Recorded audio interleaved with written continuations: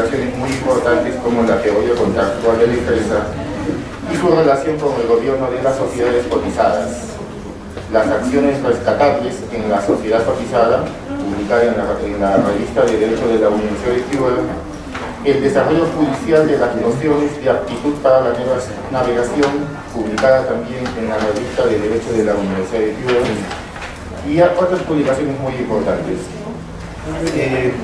Dentro de las reglas que tiene la Escuela de Capacitación y que tiene la Universidad de Piura para el desarrollo del presente curso, el primero es exigencia de la misma Universidad de Piura, es el tema de la puntualidad. El control de asistencia y el control de entrada y salida no está a cargo de la Escuela de Capacitación, está a cargo de la Universidad de Piura. Los docentes de la Universidad de Piura, salvo este día que es el inaugural, los subsiguientes tengo, según me han informado, van a ser muy estrictos en el control del ingreso, la puntualidad a las 9 de la mañana, se va a firmar también a la salida y de igual manera en las tardes, ¿no? Esas son las indicaciones que les tengo que transmitir por encargo de la Universidad de Piura. Les voy a agradecer igualmente que por favor mantengan su celular en modo silencioso para que no puedan interrumpir el desarrollo de las clases. Sin más, yo lo dejo al doctor Rodrigo con el doctor Ernesto Calderón, a quien le damos la bienvenida con un fuerte aplauso. Muchas gracias.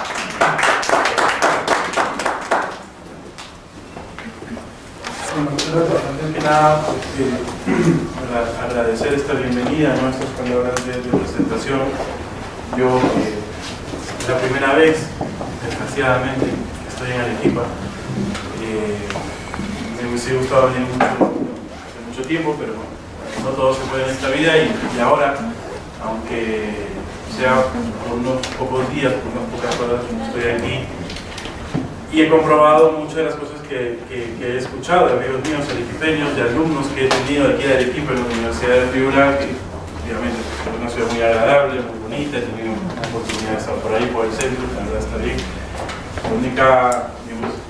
El único inconveniente es que mañana tengo que volver, pero en fin, ojalá pueda estar aquí nuevamente pronto y con más tiempo para conocer esta hermosa ciudad.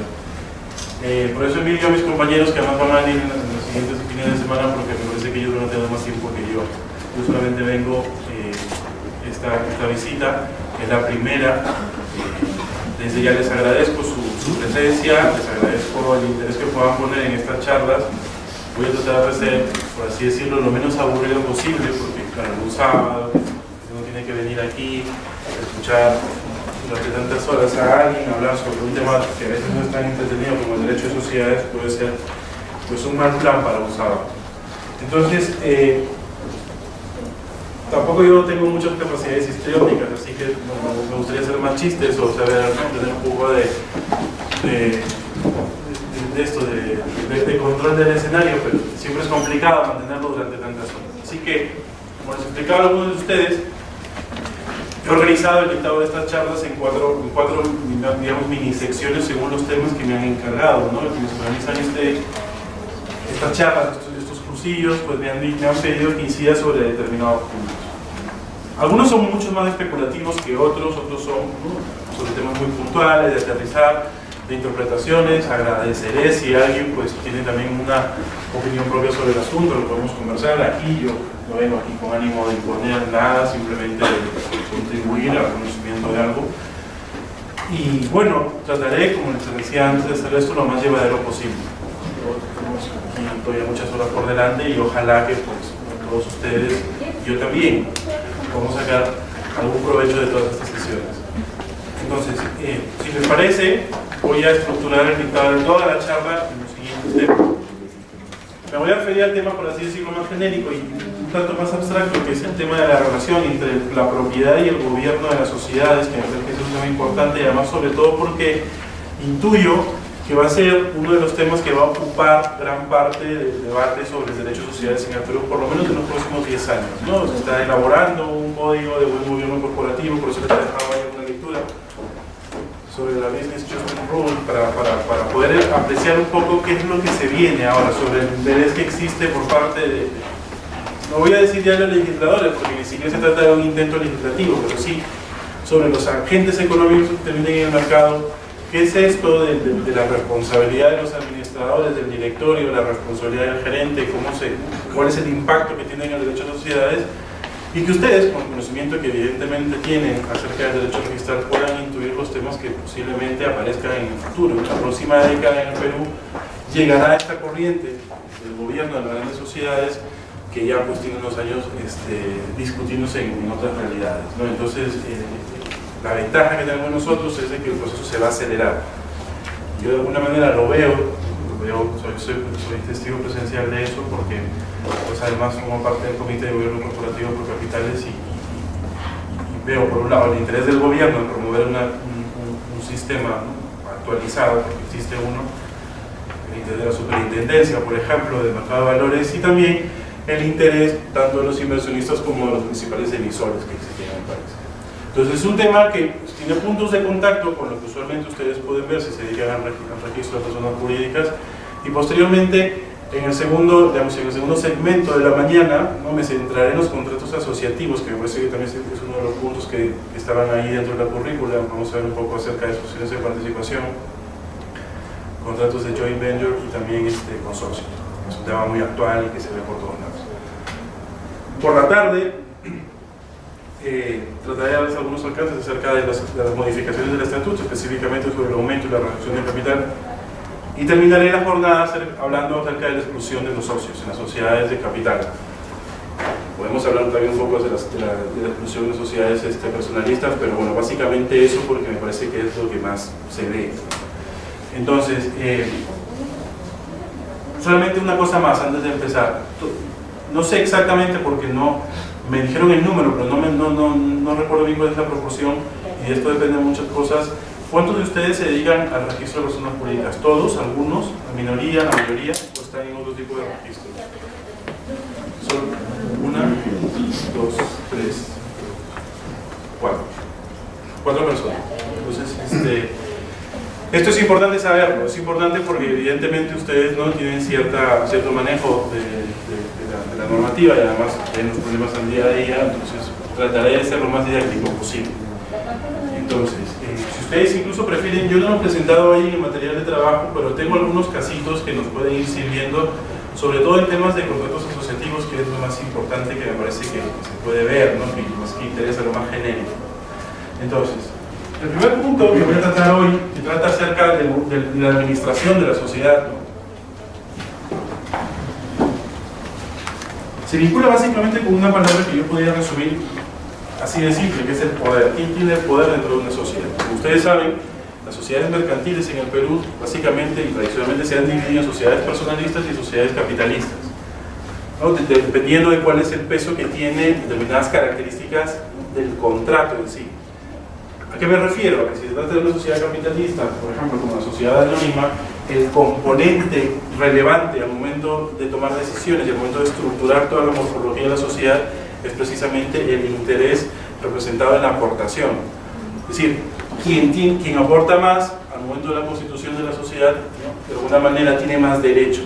¿Qué tipo de derechos? Derechos políticos, derechos económicos, derechos, incluso derechos, por ejemplo,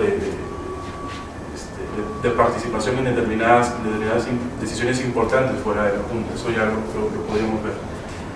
En cambio, las sociedades capitalistas, el que importa es el componente humano, es decir, la persona del socio. Es por eso que ellos forman, por ejemplo, ¿sí?, un conjunto determinado de responsabilidades y además de toma de decisiones que permite, en todo caso, entender que una sociedad de personas tiene una morfología de gobierno distinto que una sociedad anónima o una sociedad anónima o una sociedad de responsabilidad limitada. ¿Y esto por qué? Porque precisamente el elemento en torno al cual gravitan todas las características de la sociedad es la persona del socio en las sociedades capitalistas, tanto así que es muy común que la muerte de uno de ellos puede ser una causal de disolución de la sociedad. En cambio, en sociedades de capital, pues, la muerte de un socio no implica necesariamente la extinción de la persona jurídica. Se abrirá un proceso de sucesión y serán los sucesores, o sea, los herederos, o dependiendo de quién sea, cómo haya ordenado la sucesión, quienes podrán tomar esas acciones y además tendrán la calidad de socio. Entonces, ¿por qué les digo esto? Yo no sé si ustedes pueden ver la pizarra ahí. ¿La ven o no la ven?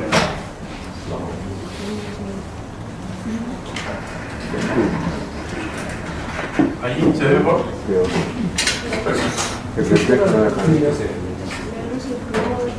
No, la tercera vez que... Sí. La tercera... Sí. Gracias. Entonces, No.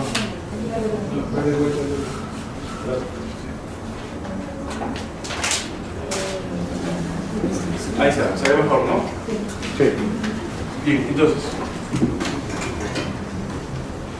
el gran tema en derecho de sociedades a nivel mundial se podría, de alguna manera, puede tener un punto de partida, un punto de nacimiento, que es el debate acerca del control de las grandes sociedades. Es decir, siempre nosotros nos han enseñado en la Facultad de Derecho que los socios, los dueños de la sociedad, son los que mandan. Y la voluntad que ellos manifiestan en una junta, ¿no?, o en una asamblea, dependiendo de si es una sociedad colectiva, por ejemplo, es lo que se hace. Sin embargo, este paradigma está demostrado ya hace bastante tiempo que se está rompiendo, porque esto no es necesariamente así. De alguna manera es así todavía en el Perú. ¿Por qué? Porque las grandes sociedades de capital son sociedades familiares aún. O sea, quienes están presentes en los directorios son de alguna manera familiares, descendientes de los primeros fundadores, y reservan para sí un gran componente accionarial. Entonces, la diferencia que pudiese haber entre el interés de la propiedad y el interés de los managers o de la administración suele coincidir, suele bastante. Sin embargo, esto está cambiando. Está cambiando ahora en el Perú, cambiará en los siguientes 20 años, pero ya cambió hace mucho tiempo en el mundo, digamos, de las grandes inversiones. En el año 1932, un economista y un abogado escribieron un libro, ¿no? Un economista, escribieron un libro que se llama Propiedad Privada, ¿no?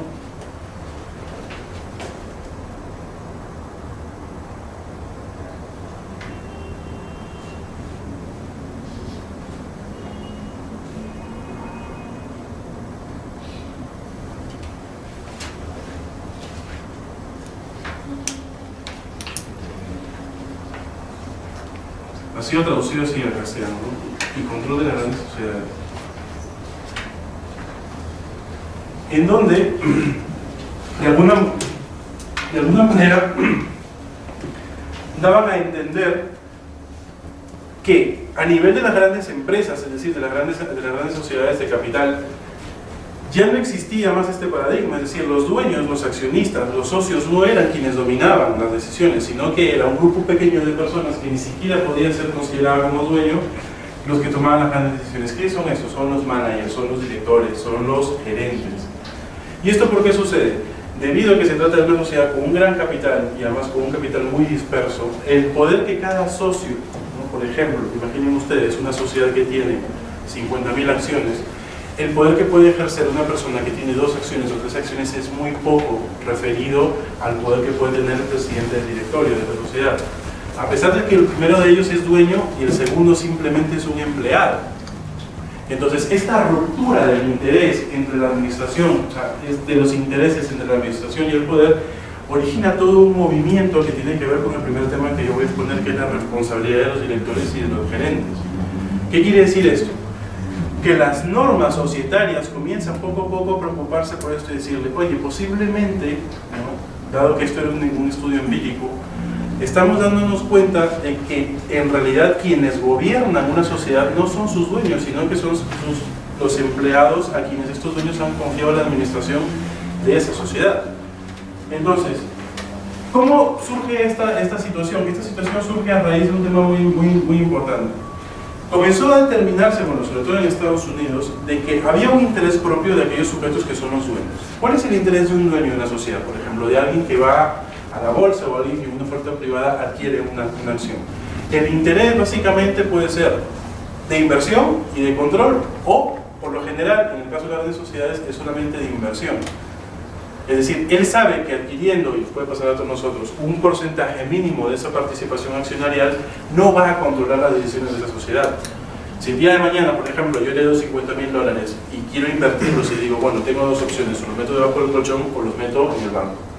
Lo que me va a pagar el banco es una tasa, por así decirlo, segura, porque según el contrato, pues yo sé que me va a pagar al año, o si lo meto a plazo fijo, un interés, pero comparado con lo que yo podría obtener en el mercado financiero, o sea, no bancario, sino por ejemplo en la bolsa, es irrisorio. O sea, yo no sé si ustedes tienen muy presente cuáles son las tasas de los bancos, pero recuerden, si han pedido un préstamo, tienen una tarjeta de crédito, cuánto les cobra el banco por esa tarjeta de crédito, por el préstamo que ustedes han sacado, y cuánto les paga el banco por los depósitos que ustedes tienen en esas cuentas. Entonces, claro, el banco, por ejemplo, en mi caso me paga el 1%. No sé si mi CTS es 1.5 o 2% al año. Sin embargo, si yo me sobrepaso o tengo un sobregiro en mi cuenta corriente con una tarjeta de crédito, me va a cobrar entre 30 y 42% al año. Lo mismo si pido un préstamo, me puede cobrar entre 14, 16 o 18%.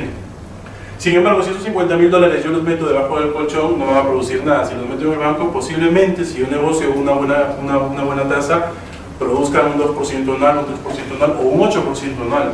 Sin embargo, hay negocios en el mercado de valores que me pueden dar al año 30, 40, 50%.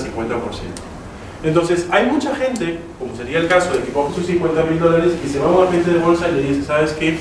Quiero comprar, qué sé yo, imaginen, 50 acciones de tal minera. Perfecto, va uno y las compra. Pero cuando uno las compra, en realidad lo que está haciendo es teniendo un interés de inversión, meramente. Es decir, no está pensando en que se va a sentar en la junta cuando la convoquen y va a votar y tomar decisiones, porque sabe que un fuerte componente de esas acciones está en manos de determinados sujetos que son los que toman las decisiones. Entonces, yo les decía que esto en el Perú no se ve mucho precisamente por eso, porque las grandes sociedades siguen conservando un grupo de control muy importante que generalmente está vinculado a los fundadores de esas grandes empresas. Sin embargo, en otras economías, y esto es lo que va a suceder en el Perú en aproximadamente 15, 20 años, qué sé yo, eso es una cuestión de tiempo, es que el capital de estas grandes acciones se va a comenzar a abrir a diferentes sujetos. El día de que ese grupo de control no tenga capacidad de controlar la sociedad, entonces va a haber una situación que ya se produjo hace mucho tiempo, sobre todo en las sociedades norteamericanas, que el accionista dueño carece específicamente de un control, de un poder de control directo. ¿Por qué? Porque su participación accionarial dentro del volumen es muy pequeña. Entonces, quien toma la decisión del día a día es el presidente del directorio, el directorio en sí y los demás gerentes. Y ellos, como no son dueños de la empresa, tienden, ¿no?, y esto está demostrado por la ciencia económica, a tener unos intereses relativos a ganar más dinero arriesgando más. Entonces, el hombre de empresa generalmente es una persona muy arriesgada, porque sabe que si hay mayor riesgo, hay mayor capacidad, hay mayor posibilidad de ganancias.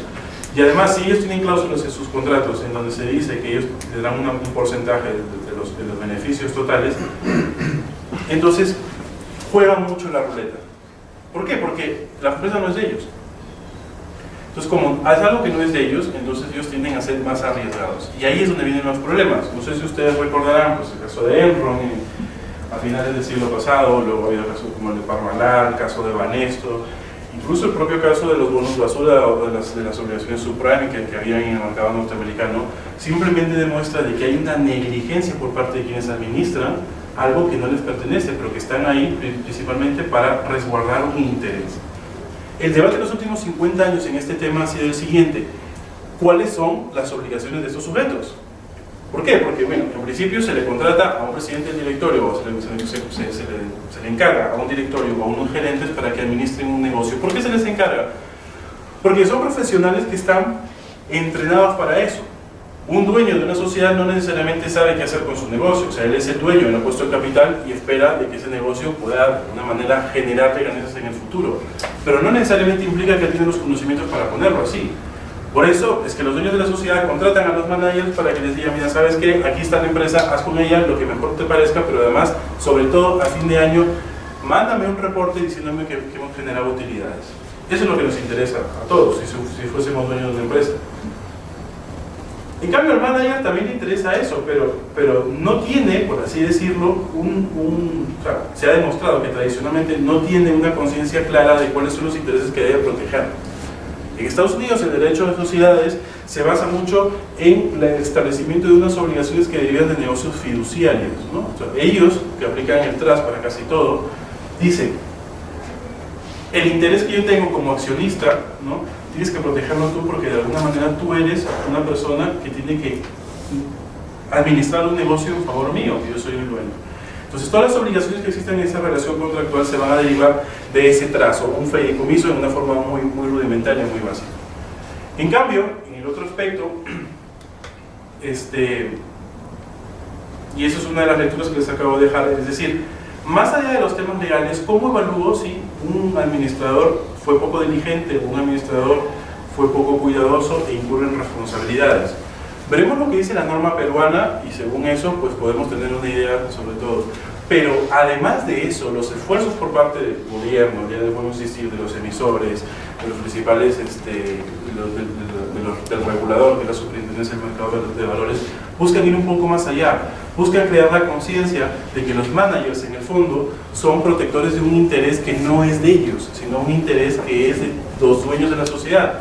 O no la mayoría, no la minoría, sino todo el interés, o sea, el interés que es de todos los sujetos que en algún momento formaron esa sociedad y de alguna manera cuyo interés se puede extraer del estatuto de esa empresa.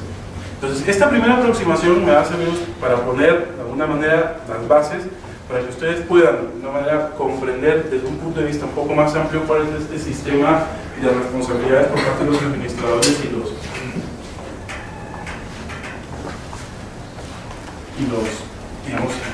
dueños.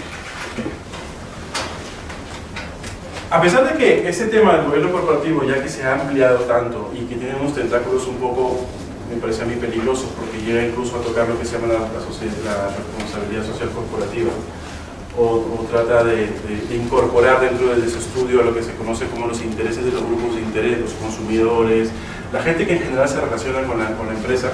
Me parece que la médula, y esto es lo que se relaciona con el tema que voy a explicar aquí, es precisamente cuál es la relación que existe entre los deberes de los administradores y los intereses de los dueños. Por eso es que la norma de sociedades, en este sentido, me parece a mí que es bastante, así decirlo, meticulosa, porque de alguna manera permite incluir e interpretar las cosas de una manera que me parece que es la correcta. Entonces, solamente les voy a leer algunos artículos de las normas para que ustedes puedan. Yo no sé si hasta el momento tienen alguna duda o alguna pregunta, algo que les llame la atención.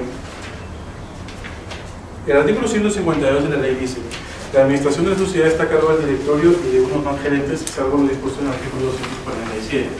Entonces, básicamente, la administración de la sociedad tiene dos órganos, ¿no? Está el directorio y está la gerencia. Las leyes peruanas establecen determinadas, contienen determinadas normas que regulan el funcionamiento del directorio, su conformación, la toma de decisiones, los quórums, todo. Lo que nos interesa aquí principalmente es el régimen de responsabilidad. ¿Qué hace el directorio?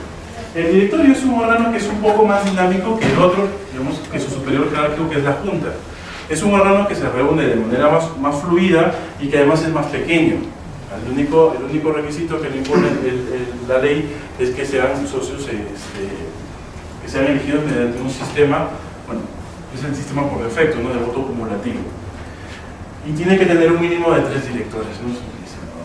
Entonces, el directorio lo que hace es interpretar el sentido de la Junta General, que es el órgano máximo, que puede decir cualquier cosa, porque incluso puede decidir desaparecer la sociedad, ¿no? El acuerdo de, digamos, la extinción registral, por ejemplo, que se dedican al registro de personas jurídicas, presupone de que exista antes un procedimiento de disolución, o sea, que se haya tomado la decisión por parte de la Junta de disolver la sociedad, luego hay un proceso de liquidación y finalmente, con el informe y todo, el liquidador procederá a extinguirse esa sociedad en el registro. Pero, de alguna manera, esa Junta elabora políticas muy generales, es decir, qué es lo que queremos hacer este año, a dónde queremos apuntar, aprueba, porque es la única obligación que le pone la ley, los balances y los estados financieros anuales, pero es el directorio que finalmente toma las decisiones del día a día. Entonces, la responsabilidad del directorio y del gerente en la ley general de sociedades es similar.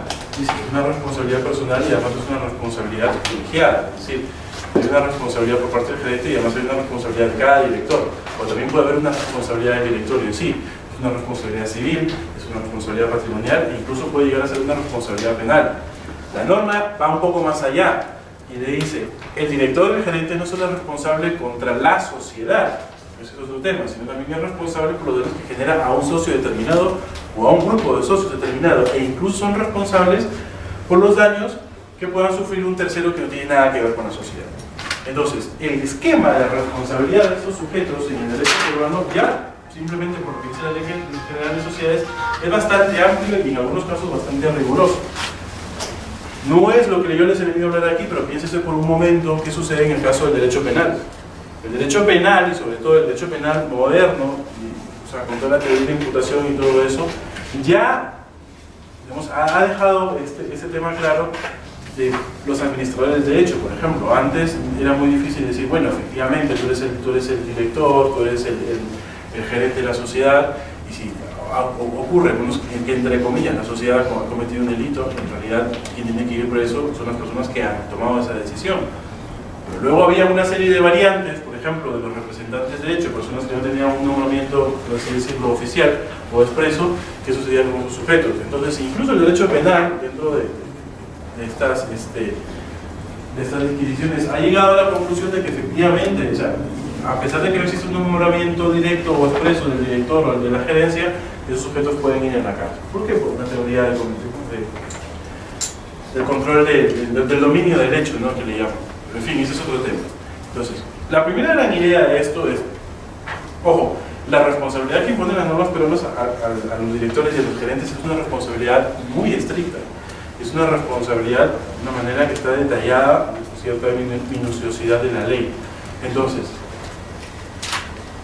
¿qué repercusiones puede tener esto en la vida de sociedad? La verdad es que muchas, ¿no?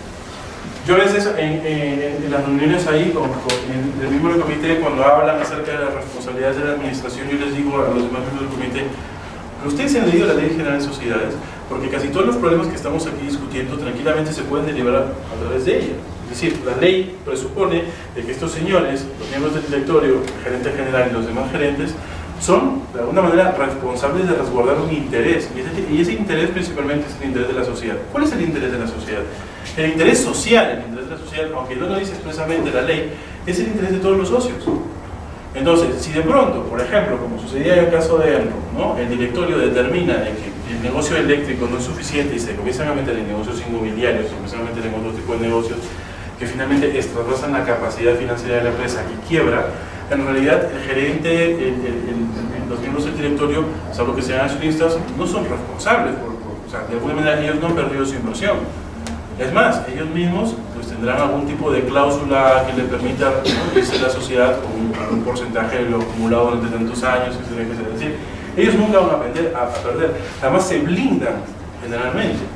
Por ejemplo, en los procedimientos de OPAs, de ofertas públicas de adquisición, yo no sé si esta terminología les es usual para ustedes. No. Sí.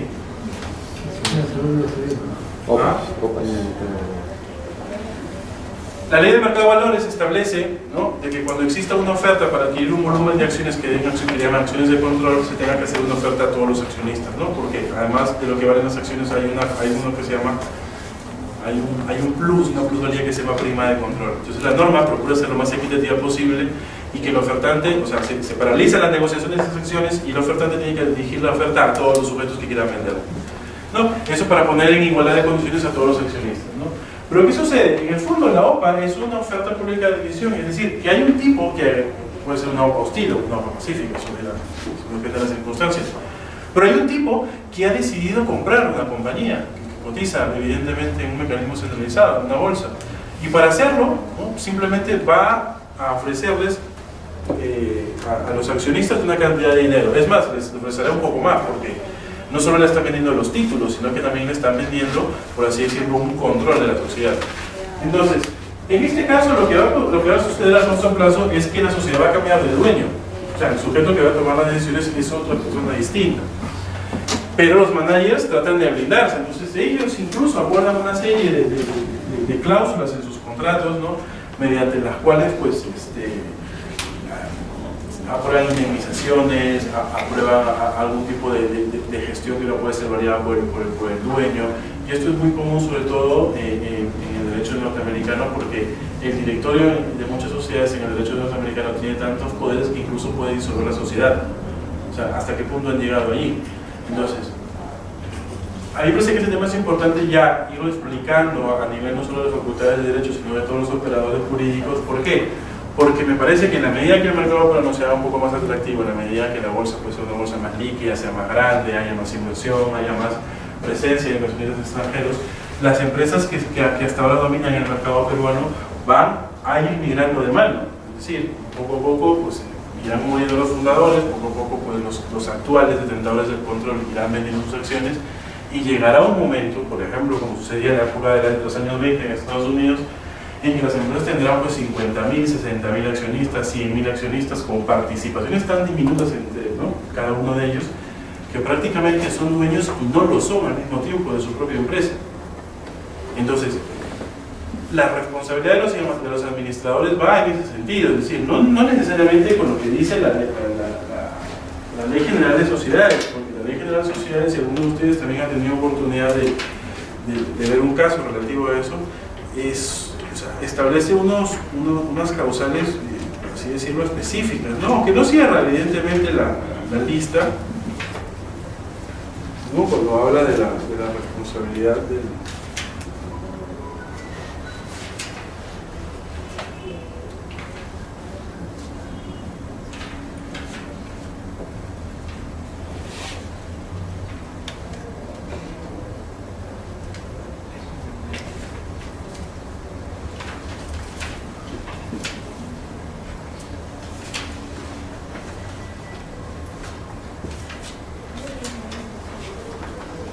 Por ejemplo, el artículo 190, que habla de la responsabilidad de los gerentes, ¿no? Dice, el gerente responde ante la sociedad, los accionistas y terceros por los daños y perjuicios que ocasionen el incumplimiento de sus obligaciones, dolo, abuso de facultades y negligencia grave. Aparentemente estaría excluyendo la negligencia, por así decirlo, simplemente como descuido, negligencia leve, pero bueno, es otro tema. Pero, no, comienza a detallar uno por uno, 1, 2, 3, 4, 5, hasta el 9. Y finalmente cierra con un enunciado muy completo, que es el incumplimiento de la ley, el estatuto y los acuerdos de la Junta General y el directorio. Entonces, fíjense ustedes, lo que yo trato de transmitirles en esta primera sesión es, el tema de la responsabilidad está sumamente claro en la ley, simplemente hay que leerla y decir, bueno, si tú eres gerente y incumpliste, por ejemplo, un mandato de la Junta General, que te decía, vamos a abrir una sucursal, ¿no? La sucursal es un establecimiento secundario que se diferencia de los demás precisamente porque necesitas ser inscrito en registros. Pero es que además la ley exige que haya un nombramiento de un gerente. Entonces puede haber, por ejemplo, ¿no? Se me ocurre, en este caso, puede haber la decisión de constituir una sucursal en otra ciudad del Perú, por ejemplo, una empresa aquí arequipeña. Pero el gerente general o los gerentes encargados, por ejemplo, de registrar en la sucursal o de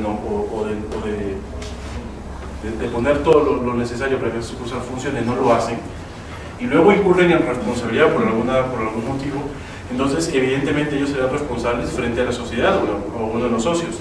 Pero vuelvo a insistir, esto no encierra en sí mismo ninguna complejidad. Hay casos mucho más complejos que la ley no se detiene a analizar, y eso es precisamente lo que quiero transmitirles en esta primera hora. Para establecer los criterios realmente de responsabilidad del gerente o los miembros del directorio, lo que hay que hacer primero es determinar cuál es el interés social. Luego se pueden entender manifestaciones muy concretas en casos también muy puntuales, pero esto lo que puede llevar es a entender de que hay ámbitos de la vida de la sociedad que están, de alguna manera, imponiendo responsabilidades a los miembros de la administración, y hay ámbitos que no lo hacen. Y entonces eso es precisamente lo que las normas, o sea, de todo el sistema paralegal que se está ahora tratando de aprobar en el Perú, es lo que busca evitar.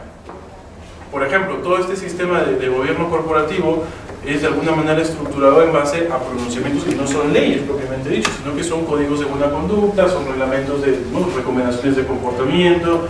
Oye, si tú eres accionista, pues pon en tu estatuto de que tu directorio va a tener por lo menos 1 o 2 directores independientes.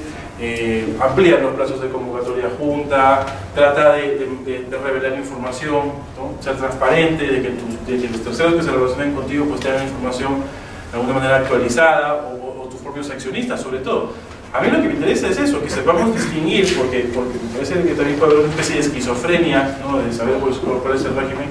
No, el régimen es el régimen de la sociedad, y el régimen de la sociedad está en la ley de las sociedades, pero ojo, la responsabilidad de los administradores no acaba con lo que dice el artículo 190 o otro parecido que hay por ahí en el caso del directorio. La responsabilidad de los administradores se tiene que, digamos, tiene una columna vertebral que es el interés de la sociedad, que es el interés social. Y ese interés social es el que los socios manifestaron en su momento en el estatuto. ¿No? Ese es el interés social. Y en la medida que cualquier administrador, ya sea directorio, ya sea gerente, incumple con alguna de esas causales, es responsable. ¿Qué tipo de responsabilidad? Pues eso es lo que hay determinado en su momento, una responsabilidad civil, una responsabilidad penal. Entonces,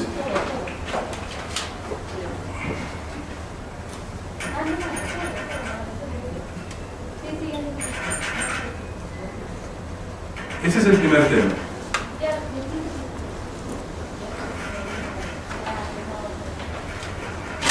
Yo no sé si ustedes tienen alguna duda, algo que me interesa saber qué cosas van. Sí. Bueno, conversamos con el doctor Carlos Mas hace unos días, justamente no sé, que hemos escuchado tu opinión al respecto, ¿no?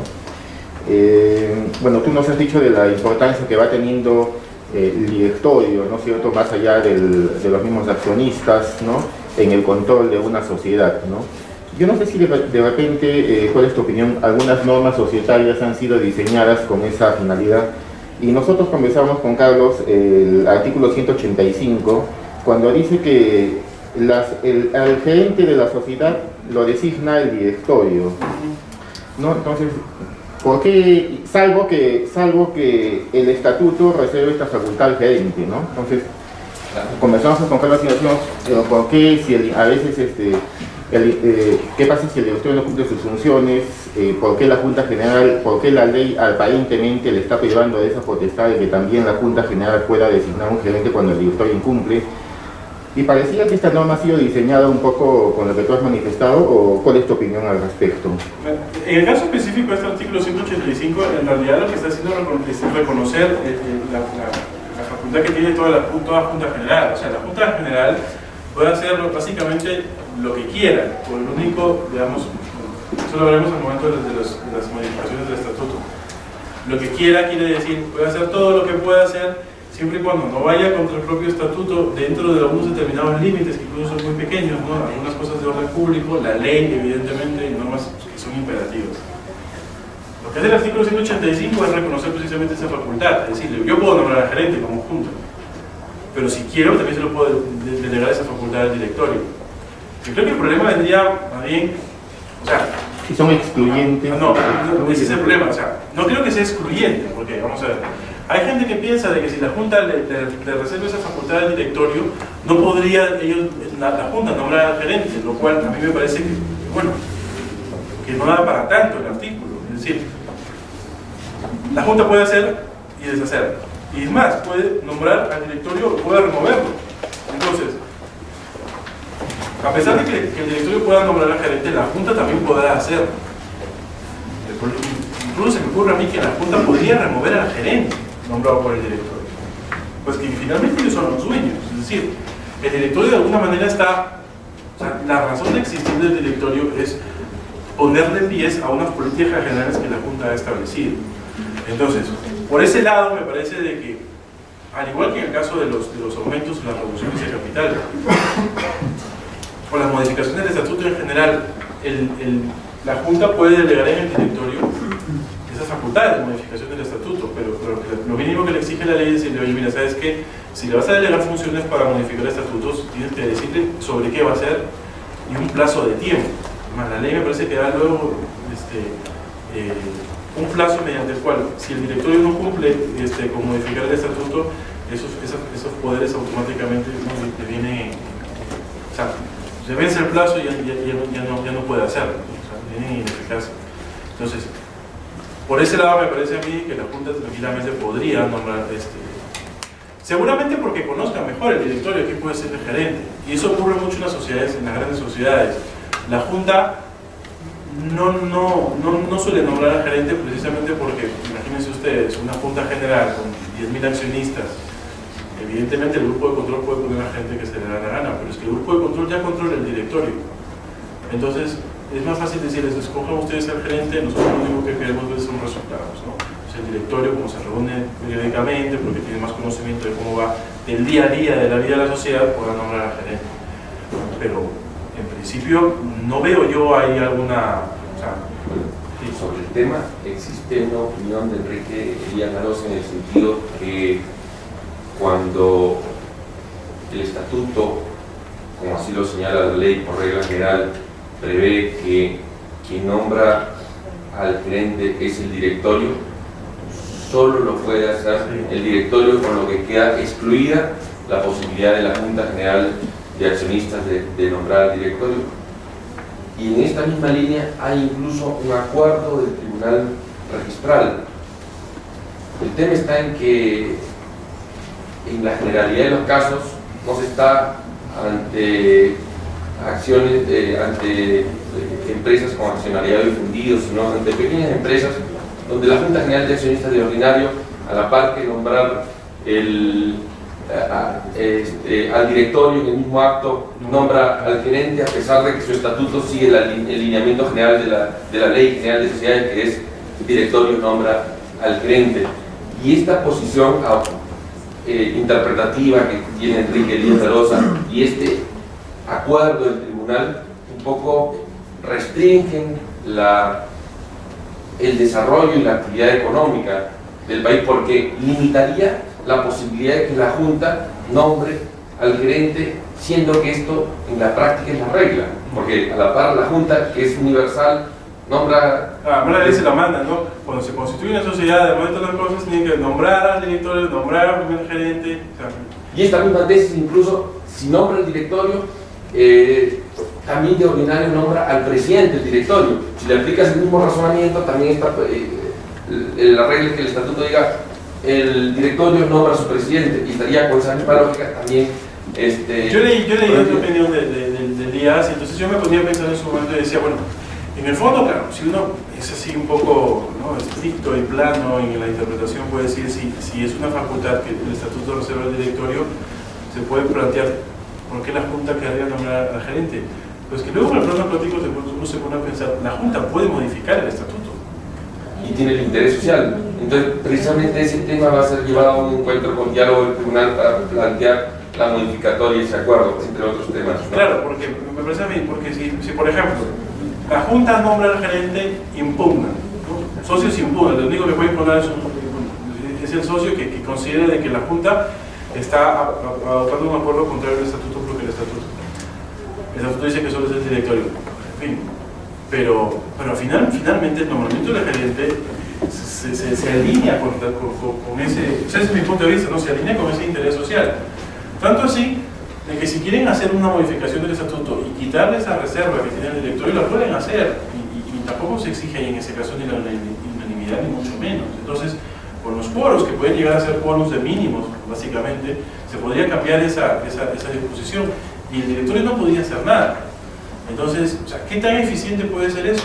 En algunos, yo también me he puesto a pensar y digo, pero ¿esto ayuda a la vida de una sociedad?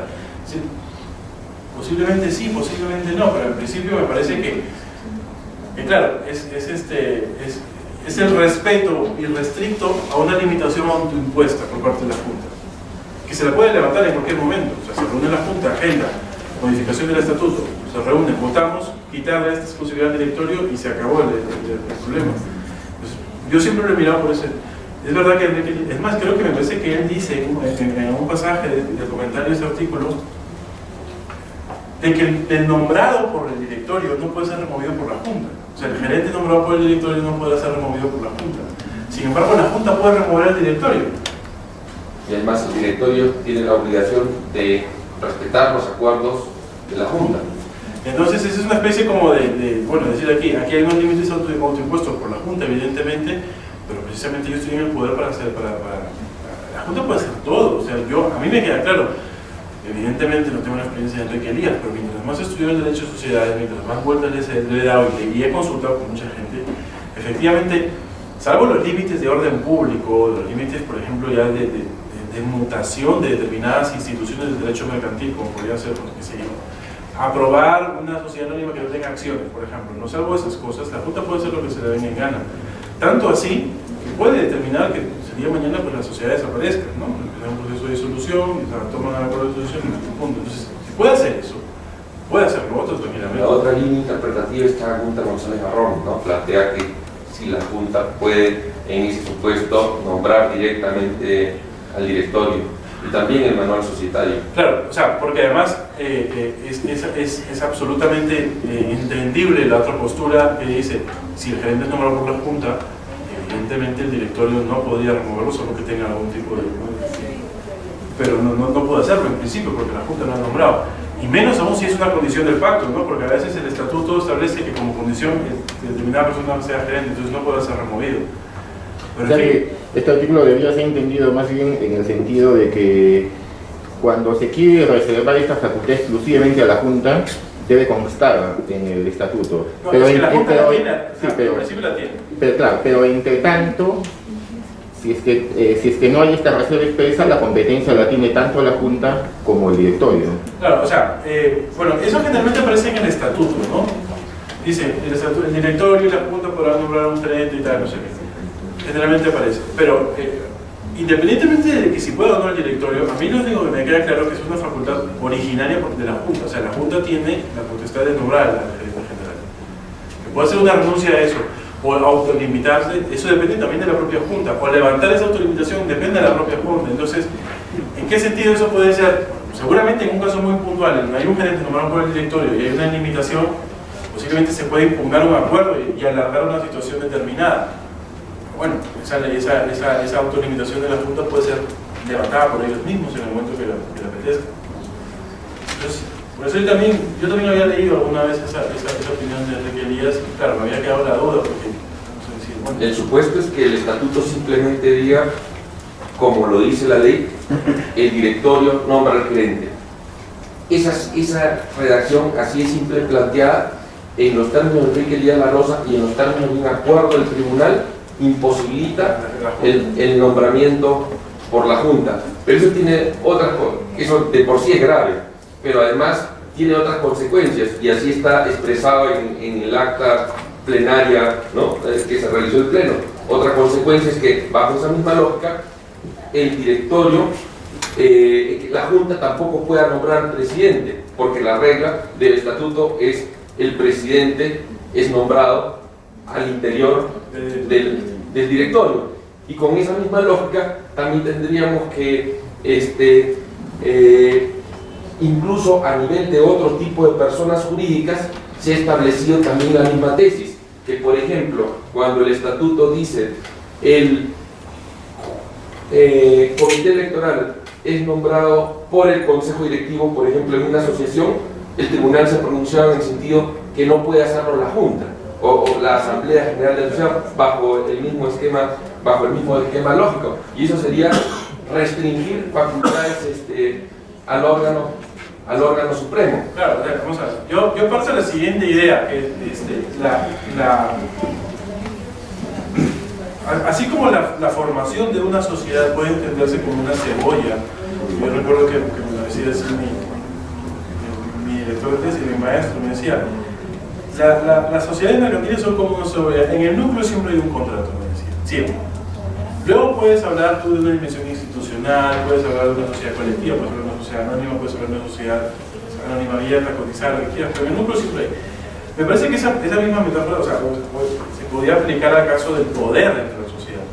En el núcleo, el originario, o sea, el quien tiene atribuidos los poderes plenos de lo que se hace y lo que no se hace, es la Junta.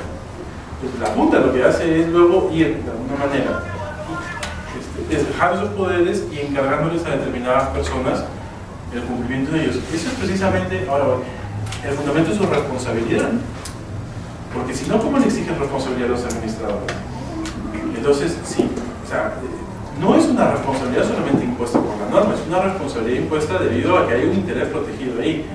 Entonces, si la Junta, que pudiera administrar una sociedad, delega esto en facultades determinadas, porque la ley lo manda, que tiene que haber un directorio y una gerencia, pues efectivamente el fundamento de esa responsabilidad reside en que la Junta es el detentor de todo el interés de la sociedad. Como tal, pues no pueden haber decisiones ajenas a su propio interés. Porque más aún en este caso, si hablamos de ruptura entre relación propiedad y control, ¿Qué sucedería si de pronto pues, el gerente general es un gerente contrario a los intereses de los accionistas? Eso sería absurdo, no podrían ni siquiera ellos cambiarlo. Entonces, eso hay que, o sea, me parece bien que hay que interpretarlo precisamente en la línea que me menciona, ¿no? Una visión un poco más amplia de qué es lo que se busca aquí, proteger el interés de quién, del directorio, el interés de los administradores o el interés de la sociedad, el interés social. Esto mismo tuve oportunidad de advertir una vez en el ámbito de jerarquía institucional. Había una atribución en el ámbito laboral asignada a determinado órgano. Por ejemplo, el tema de las compensaciones y de los permisos. Y el gerente era la posición que, como esa atribución estaba asignada al gerente, jefatura no podía no inmiscuirse ahí. Y así incluso lo hizo saber en mi correo, lo cual me pareció absurdo, porque en el ámbito privado teóricamente hay un nivel de jerarquía, ¿no? Y eventualmente tendría mayor potestad que, ¿no? Claro, porque además los niveles de jerarquía no solamente van hacia abajo, sino los niveles de jerarquía tienen también, por decirlo, un flujo hacia arriba, que es básicamente la responsabilidad. Lo que haga, por ejemplo, un gerente financiero repercute en la responsabilidad de la gerencia como órgano unipersonal. O sea, el gerente general responde frente al directorio. Ahora, el directorio tomará la decisión de si remueve solamente el gerente financiero o remueve el gerente general, pero de alguna manera es la responsabilidad de la gerencia. Esa es una lógica que debería aplicarse, creo, en el marco social. ¿Qué pasa? Que el artículo 86, por ejemplo, del Código Civil, siguiendo la misma línea del 185 de la Ley General de Sociedades, dice: son atribuciones de la Asamblea General aprobar el balance, nombrar al Consejo Directivo, modificar el estatuto, y las demás que no sean competencia de otros órganos. Dice, y las demás que no sean competencia de otros órganos. Entonces el tribunal ha dicho, si se ha atribuido a otro órgano una determinada facultad, por ejemplo, nombrar al consejo, al comité electoral, ya no la tiene la Junta. Pero es un absurdo, porque con esa lógica, ¿qué pasa si también se ha atribuido a ese directorio la facultad de un régimen de poderes? Por ejemplo, al directorio la facultad de realizar acto de disposición. Quiere decir, con esa misma lógica, ¿no lo tendría la Asamblea? O si puede nombrar apoderados, ¿no lo tendría también la Asamblea? Esto creo que esta norma debería partir de la premisa que la Asamblea es el órgano supremo y maneja el interés social, ¿no? Y sobre esa base, y los demás asuntos no atribuidos a otro órgano, debe ser entendido en un contexto que en principio los tiene todo, y solo cuando se haya reservado con carácter exclusivo y excluyente. Esa reserva con carácter exclusivo y excluyente debe constar expresamente, no basta que se indique que tiene la atribución. Claro, porque además esa reserva excluyente debería, entiendo yo, que sea establecida por la ley, ¿no?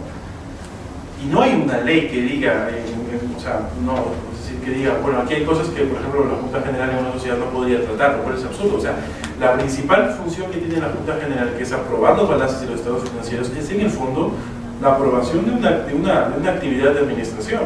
O sea, si no se aprueban los balances, se va todo el directorio y se va la gerencia. Entonces, ¿de qué estamos hablando? ¿No? Si ellos responden ante a mí, como Junta, incluso poniendo su cargo a disposición, por así decirlo, sería absurdo de que yo no pueda inmiscuirme en determinadas, por ejemplo, como nombramientos o remociones, lo cual en principio me parece que es a donde tiene que alinearse todo el funcionamiento de una sociedad, que es al interés de los dueños, que son principalmente los que se corren el riesgo, porque ellos fueron los que pusieron el dinero para que eso empiece.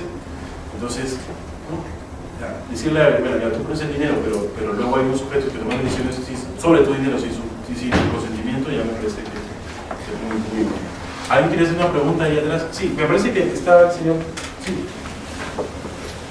Bueno, sí es cierto, de la conversación que teníamos con Carlos, existen pues opiniones de dos tratadistas importantes encontradas, ¿no es cierto? Por un lado tenemos a Enrique Elías La Rosa y por otro lado tenemos a Gunter González. Enrique Elías parte pues del texto, digamos casi literal, ¿no? Del artículo 185 de la ley. Pero además, ¿qué es lo que dice Enrique Elías? O sea, si el estatuto a ti te está diciendo de que el gerente será nombrado por el directorio, o el directorio nombra al gerente, ¿no es cierto? Entonces, ¿cuál es la idea que el estatuto, que es la norma básica, la norma fundamental, que es el resultado del pacto, digamos, de la sociedad, cuál es la idea que te está dando, ¿no? O sea, la sociedad puede ser libre de señalar que, o si no dice nada, yo pienso que si no dice nada, la competencia le compete a la Junta General al directorio, ¿no es cierto? Eso es claro en lo que se refiere a la designación del gerente.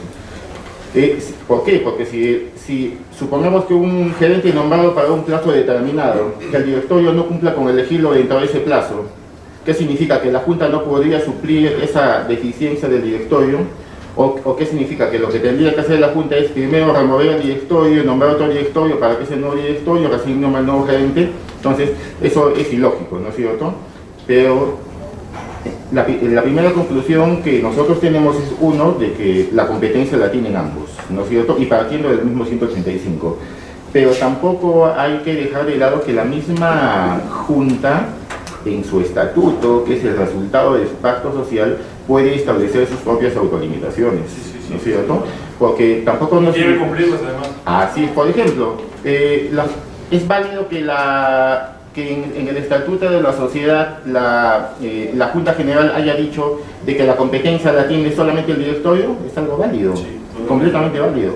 Y si por más que la Junta General sea un órgano supremo de la sociedad, por más que la Junta General tenga que velar por el interés social, si se presenta un defecto y falta el gerente, pues no podrá nombrarlo porque ella misma se ha autolimitado. La misma Junta se ha autolimitado en base a su norma fundamental. ¿Y qué nos dice el artículo 36 o 38 de la Ley General de Sociedades? No se pueden adoptar acuerdos contrarios al estatuto sin que previamente sea modificado.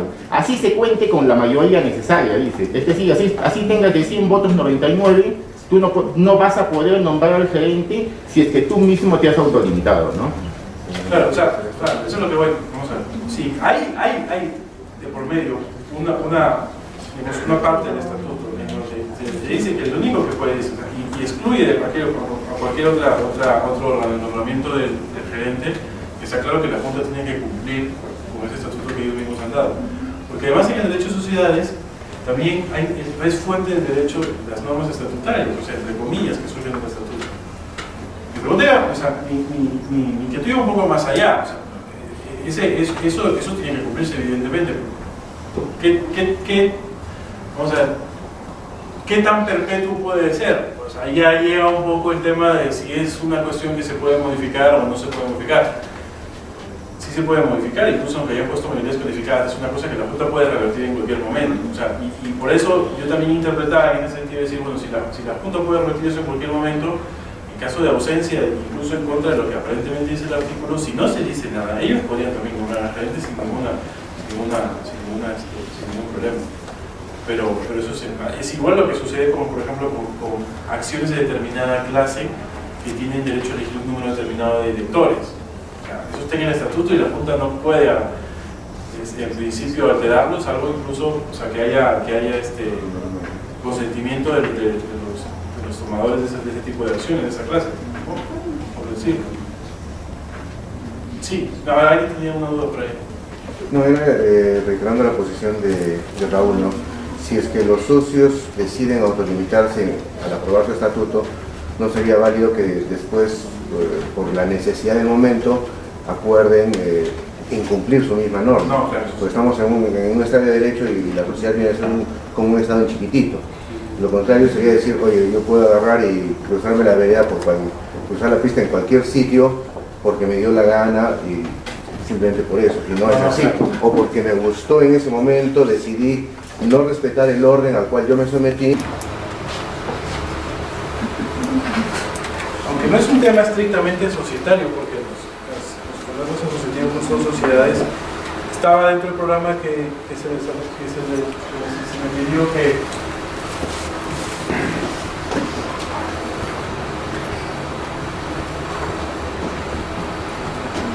está algo tratando de...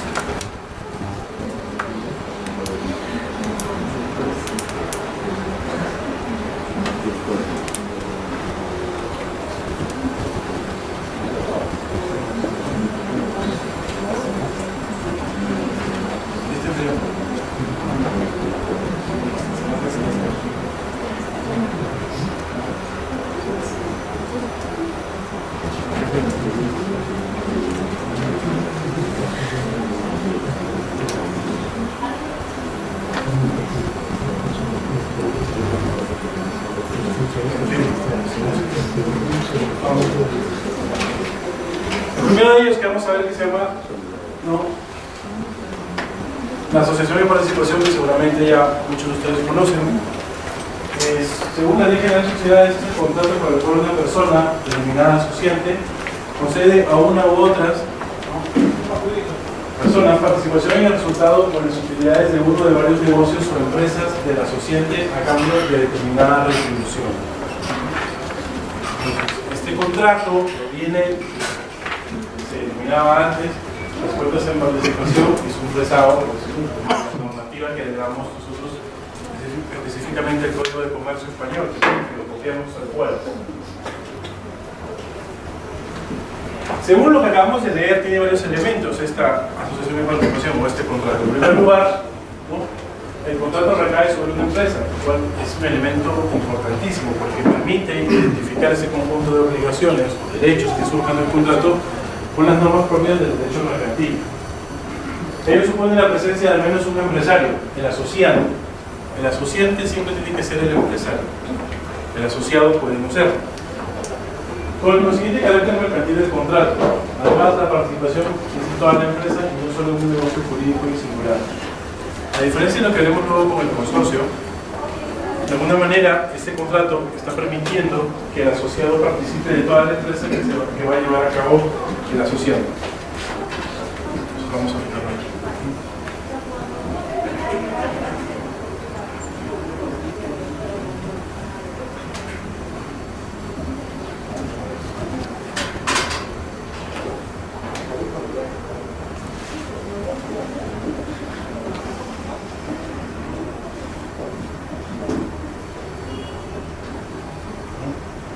La empresa es del asociante porque es el único empresario, o sea, digamos, el único que está obligado a ser empresario según este minuto del contrato. Y esta empresa, ¿no?, es una empresa